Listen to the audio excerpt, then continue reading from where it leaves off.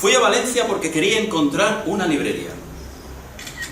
En realidad yo tenía que ir a Murcia para un asunto urgente, un asunto artístico, un asunto por tanto increíblemente absurdo. Basta decir que participé, entre otras actividades, en una mesa redonda dedicada a la figura de Espiri González. Y la mejor forma de ir a Murcia desde Zaragoza era coger un AVE a Madrid y después un tren a Murcia. Era el único modo que se me ocurrió de ahorrar algo de tiempo, de no tener que aguantar 6 o 7 horas en un mismo tren con todo lo que eso implica. Pero pensé que no era mala idea pasar por Valencia al regreso.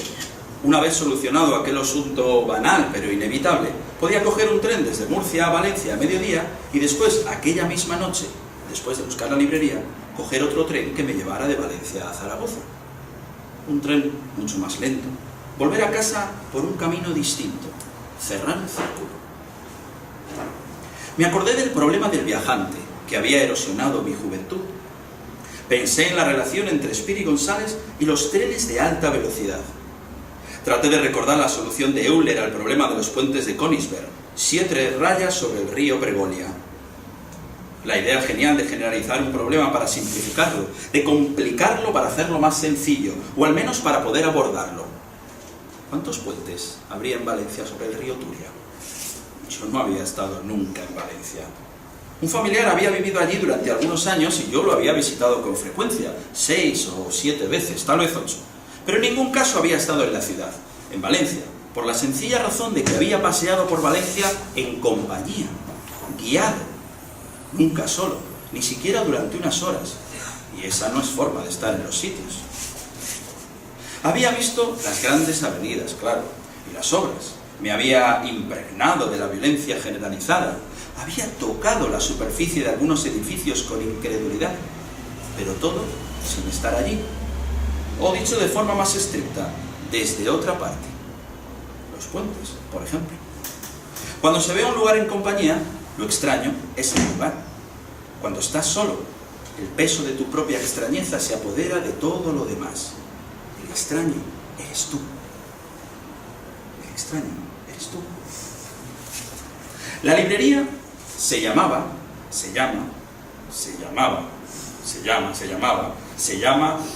V. Yo tenía en mi biblioteca un libro editado por esa librería. Un libro de entrevistas apócrifas,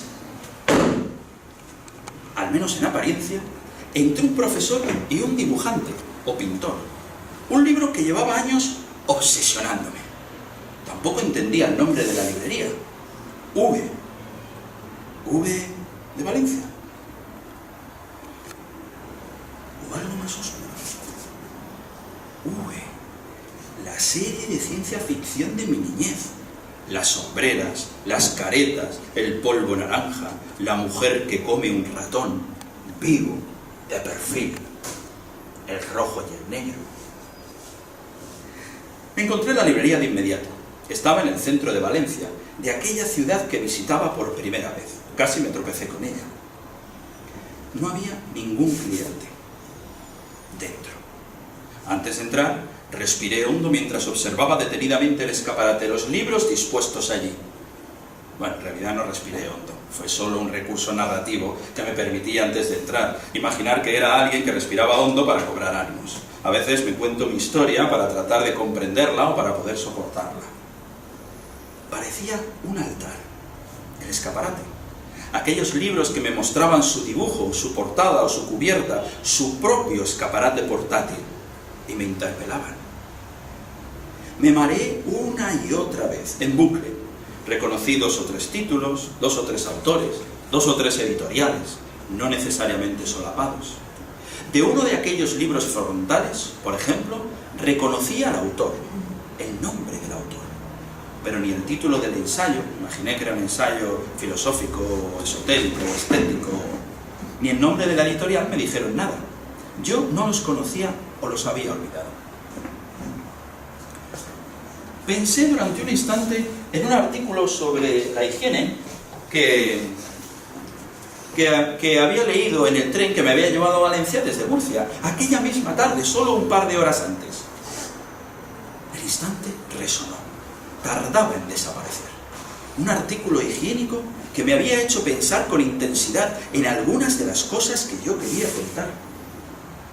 Pensé en la posibilidad de que un ratón corretease por el escaparate entre los libros que los dueños de la librería V habían decidido exponer allí a modo de reclamo para que se viesen desde la calle, a toda velocidad, ándele, con una mano sujetando el sombrero.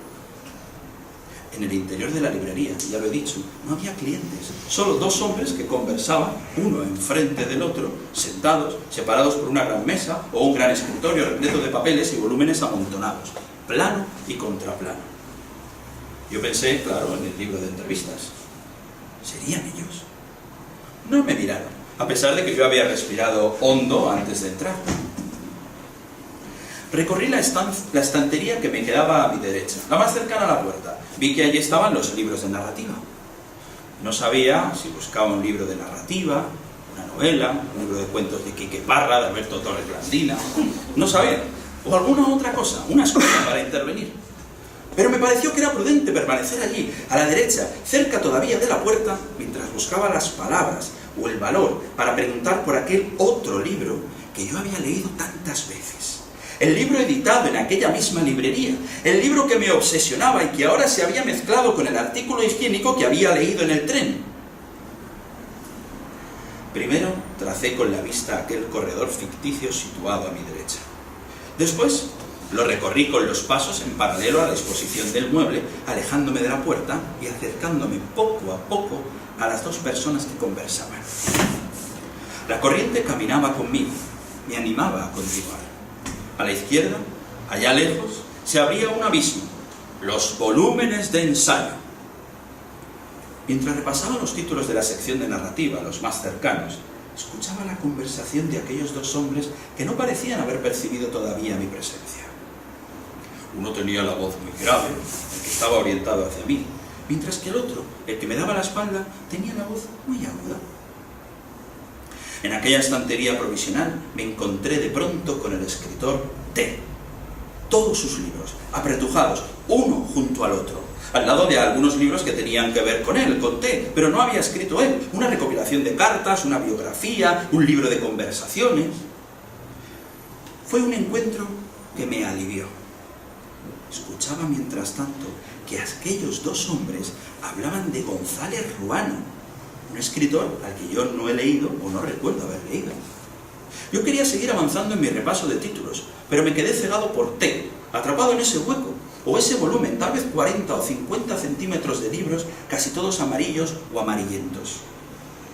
De algún modo, yo contraponía la obra de T con la obra de González Ruano, y con la idea del espacio que se tenía en la década de 1980. Hasta que uno de los hombres se levantó de su silla y se acercó a mí y me colocó una mano sobre el hombro. Caminaba sin hacer ruido. Me giré y me encontré con una sonrisa llena de curiosidad. Me había acercado mucho, muchísimo, y todo por culpa de T y de la corriente que me animaba. Entonces estuve a punto de preguntarle directamente, sin más rodeos, por aquel libro de entrevistas entre el profesor y el dibujante, o pintor. Mi obsesión de los últimos años. Quería saber por qué lo habían publicado en esa librería, por qué el nombre de la librería, V, aparecía en la portada con letra roja. Pero él se me adelantó. Me ganó por la mano. Dijo que tenía que hacerme una advertencia. Era el hombre de la voz grave. Veo que usted no es un cliente habitual, me dijo, y no quiero que se lleve a engaño. El tiempo es demasiado precioso para perderlo, así que tengo que advertirle. Esta es una librería de muertos. No encontrará usted aquí libros de vivos en ningún caso. Yo no había tenido tiempo de examinar a fondo los estantes, así que no supe qué responder. T, el escritor al que tanto admiraba y al que había conocido brevemente unos años antes, en Burdeos, estaba muerto, desde luego, así que mi experiencia no contradecía lo que me contaba aquel hombre. Pero un solo caso nunca es suficiente para elaborar una teoría. Por eso no podemos comprender nada. Yo en realidad estoy aquí por otra cosa, le dije armándome de valor. He venido por un libro de entrevistas que publicaron ustedes aquí. Me di cuenta de que mi formulación era ambigua. En realidad no sé cómo llegó a mis manos, continué, tratando de deshacer el equívoco. Tampoco sé si es un libro de entrevistas reales o quizá un libro de ficción, ni siquiera sé si es un libro de muertos. Mis indagaciones al respecto no han arrojado ningún resultado. Tal vez me lo regaló alguien, no sé, no me acuerdo. El caso es que me obsesiona. He venido en busca de información. El hombre aquel de la librería, el caminante silencioso, rondaría los 60 años. Era alto, parecía sereno. Al menos tardaba en pronunciar las palabras, como si pensara antes de decirlas. O más bien, como si no las pensara en absoluto, como si las palabras salieran directamente de su pensamiento sin un análisis previo, como si sus palabras y su sonrisa y su altura fueran una forma de su pensamiento, una materialización. Sonreía. No parecía en ningún caso un extraterrestre, aunque la verdad es que tampoco parecía valenciano. He venido desde Zaragoza, balbuceé, solo para preguntar por ese libro. El libro de entrevistas entre el pintor o dibujante y el profesor. Necesito saber si es o no un libro de ficción. No te molestes, respondió, mientras hacía un gesto con la mano izquierda, como si me abanicara con levedad o como si se abanicara él mismo, o, ahora que lo pienso, como si me abanicara al espectro que se interponía entre nosotros. No te importa que te tutee, ¿verdad?, dijo entonces. Después de todo, la edad, ya sabes, no tenemos tiempo que perder. Yo moví la cabeza de izquierda a derecha e inmediatamente me di cuenta de que no había respondido a su pregunta, salvo con ese gesto leve que en cierto modo reproducía su gesto anterior, el de abanicar al espectro. A lo mejor su mano izquierda me había bofeteado sutilmente y ahora mi mejilla respondía a la bofetada, acomodándose de izquierda a derecha. ¡Zaragoza!, exclamó de pronto. Pensé que iba a recriminarme algo o a reírse de mí. ¡Qué casualidad! Hace poco presentamos un libro aquí de un chico de Zaragoza, me dijo entonces. Yo no quería hacerlo, pero no pude negarme. Cuando vino, le advertí de que esta era una librería de muertos. Siempre se lo advierto a todos los visitantes. No quiero que haya un malentendido y que luego haya que deshacer el malentendido. Siempre es un incordio, una pérdida de energía tener que deshacer malentendidos. Lo sometí a un profundo examen al joven aquel de Zaragoza. Pero no desentonó del todo, no parecía un escritor. Me gustó eso, que aquel chico de Zaragoza que había escrito ese libro, una novela, no se comportara como un escritor. No, que no se comportase como un escritor vivo. Pregunté entonces, venciendo todos mis escrúpulos. Rió. La carcajada parecía real, como si de verdad riera conmigo. ¡Ah, no! Tampoco se comportaba como un escritor muerto. Eso habría resultado inadmisible, dijo. Pero su forma de hablar, en fin, cualquiera sabe. Decía cosas que no parecía haber ensayado. Ni siquiera parecía que las hubiese reflexionado antes. Sus palabras eran simplemente un salir al paso. Eso me gustó. ¿Y el libro por el que pregunto yo? Pregunté entonces temblando. Pero ya no estaba allí, a mi espalda. Ni siquiera junto a mí. El hombre había regresado a su silla detrás del escritorio, supongo que para seguir la conversación con aquel otro amigo de voz aguda del que no había visto la cara en ningún momento. La conversación sobre González Ruano, que ahora de repente estaba en medio de la noche y la tormenta en un puesto fronterizo, en plena guerra, sometido también a algún tipo de interrogatorio, con el pasaporte en la mano, a punto de ser devorado por las ratas. Salí a toda prisa, pero intenté que la prisa no se notase. Me demoré tanto como pude antes de salir. Ahora caminaba contracorriente. Buscaba mis huellas en la nieve para colocar los pies encima, como un niño que aprende a bailar pisando a un adulto. Me despedí de ellos mentalmente, de los dos conversadores, también de aquel espacio, de las zonas que habían quedado sin examinar. En el recorrido, en el momento de abrir la puerta, pensé que tal vez él, el librero, podría haberme preguntado por el equipo de fútbol de mi ciudad, el Real Zaragoza. Habría sido un giro sorprendente, casi inverosímil, pero no del todo inesperado. Si la charla se hubiese alargado un poco más, yo le habría contado que no me interesaba el fútbol, que había sido un seguidor del equipo de mi ciudad cuando era niño, en otra época, en otro país, pero que ya no lo era en absoluto. Él, el librero, si es que era un librero, no me habría creído, claro, sobre todo porque estábamos en abril y ya había comenzado, o estaba a punto de comenzar la primavera. Pero no tuvimos esa conversación. Tampoco le hablé del pasaje que más me interesaba del libro de conversaciones entre el profesor universitario y el dibujante o pintor que se había publicado en aquella librería. Concretamente, el capítulo o apartado o entrevista número 18. Trabajo bien hecho. En ese apartado, uno de los interlocutores, el pintor, decía, conozco esas palabras de memoria, decía, el que alguien llegue a creer que realiza un trabajo bien hecho tiene del todo que ver con la existencia del reconocimiento público. Es el reconocimiento público lo que le hace creer que su trabajo está bien hecho. Y una vez llegado el reconocimiento público por su trabajo bien hecho, ¿por qué ese alguien no habría de creer también en la inevitabilidad del reconocimiento público hacia un trabajo bien hecho? El texto tenía ciertas peculiaridades gráficas. No habría los signos de interrogación, por ejemplo. El entrevistador, el profesor y el pintor, el dibujante, hablaban de arte, pero también de otra cosa. Había imágenes en el libro, pero unos bocetos ahí atribuidos al entrevistado. En realidad, los dibujos eran el tema de las entrevistas, pero a mí no me han interesado nunca las imágenes, salvo las imágenes que ya he asimilado. En el momento de conocerlas, de verlas por primera vez, las imágenes me aburren. Solo después, con la revisión, cobran significado. En cualquier caso, yo no habría hablado con ellos, con el librero, con quien fuese, de haberse dado la oportunidad de las imágenes de aquel libro. Unas imágenes que representaban en su mayoría a ciclistas en plena carrera, sino de las palabras. Unas palabras que articulaban de forma misteriosa lo que yo pensaba, pero que no sabía expresar de ningún modo acerca del acto creador. O tal vez era al revés. Yo había empezado a tener ciertos pensamientos al leer ese libro, y después ya no había forma de huir de una determinada fijación. Esas ideas no podían pensarse de otra manera, de ahí mi desconcierto. Ya en el exterior de la librería, recordé mi misión en aquel lugar, mi objetivo. ¿Por qué había decidido volver a Zaragoza desde Murcia pasando por Valencia en vez de por Madrid? Pero ya era demasiado tarde. En realidad, yo no quería descubrir, como había dicho solo unos minutos antes, si el libro de entrevistas era o no un libro de ficción. Es decir, si aquellos personajes, el profesor y el pintor o dibujante, existían realmente. Mi propósito era introducir un comentario, tal vez una nota al pie.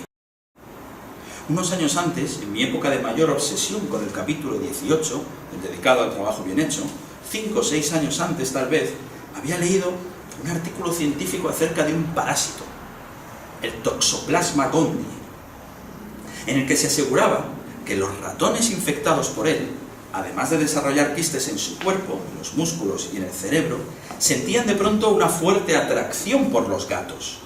A los ratones infectados les gustaba el olor de los gatos. Por decirlo de algún modo, se trataba de una atracción sexual, tal vez motivada precisamente por los quistes en el cerebro. Me había parecido entonces, cuando leí esa información, que ese dato sorprendente, casi aterrador, guardaba relación con el trabajo bien hecho. Y lo seguía pensando algunos años después, pero ya era tarde para transmitirlo.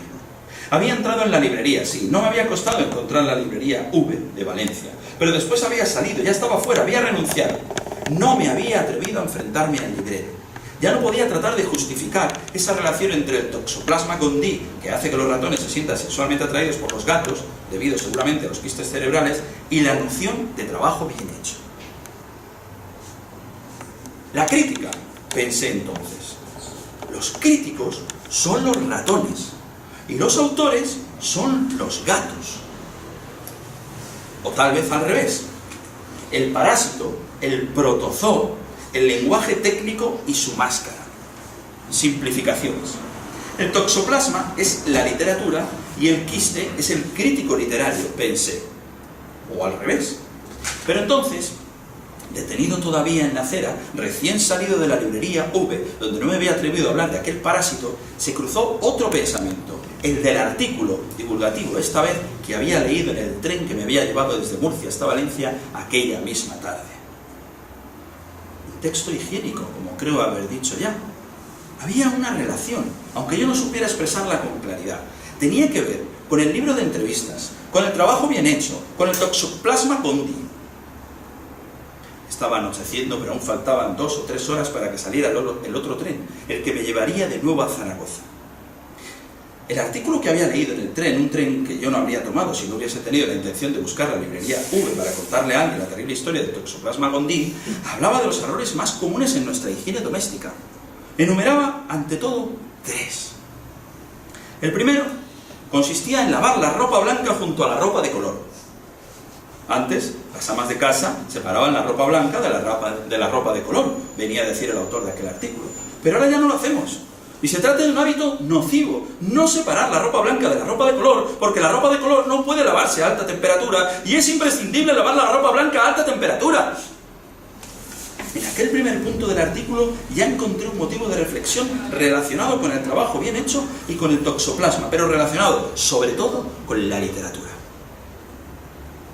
Pero había más. El segundo error que los jóvenes cometen habitualmente por culpa del vértigo de la vida moderna consiste en dejar los cacharros demasiado tiempo en el fregadero.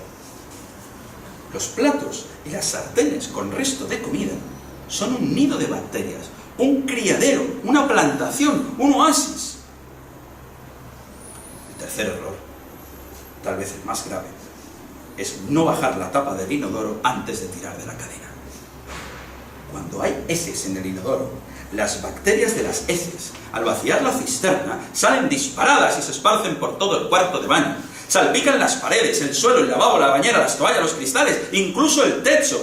2, 3 metros, su alcance es inmenso. Se posan en los cepillos de dientes como naves espaciales llegadas a otro planeta y nos esperan allí. Las bacterias de las heces nos esperan en la toalla y en el espejo y en el cepillo de dientes dispuestas a volver a nosotros. Hacía frío allí, en la puerta de la librería V de Valencia. Y yo dediqué un último pensamiento a la literatura y los ratones que se sienten atraídos por los gatos, y a la ropa blanca mezclada con la ropa de color, y a la montaña de platos que me esperan en Zaragoza, en el fregadero. Y dediqué un último pensamiento a una decisión.